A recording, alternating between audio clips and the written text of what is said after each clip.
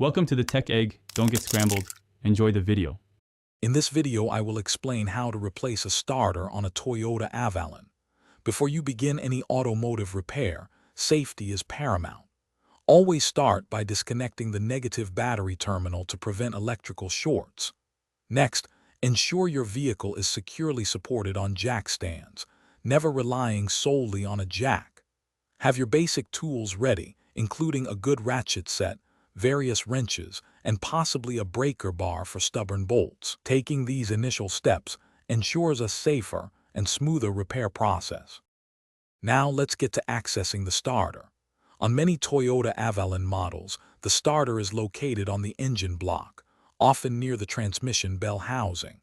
You might need to remove an air intake tube or other components to gain clear access. Once you've located it, carefully disconnect the small solenoid wire, which usually just pulls off or has a small clip. Then, using the appropriate wrench, remove the main power cable, which is a thicker wire, typically held by a 12mm or 14mm nut. Be sure to keep track of all fasteners.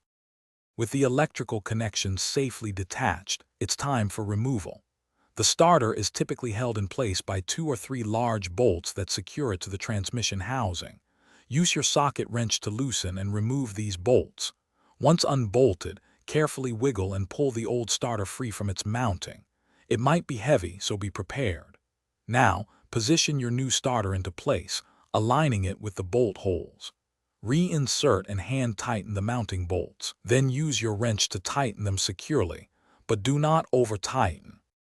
Finally, let's wrap things up and test your work. Reconnect the main power cable and the solenoid wire to the new starter.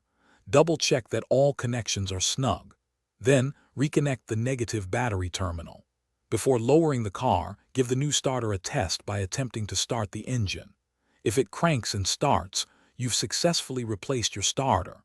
Reinstall any components you removed for access, like air intake tubes or engine covers. Remember to check the description for a link to darn tough socks and other great deals to keep you comfortable during your next project.